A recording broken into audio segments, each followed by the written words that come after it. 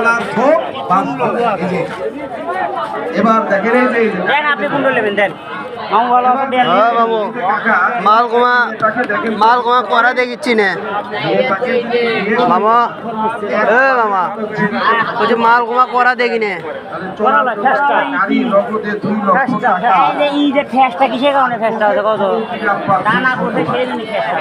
কয় টাকা kilo? Kilo 50 এটার তিনটা দোষ আছে। প্রথম নাম্বার দোষ আমরা মানুষ যার যার হাতে লম্বাই হলো সাড়ে 3 হাত। কয় হাত লম্বা?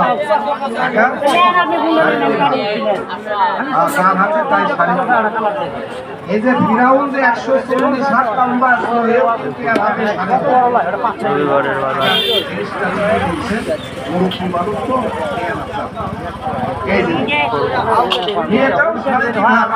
এলো 50 টাকা কেজি নাকি মামু?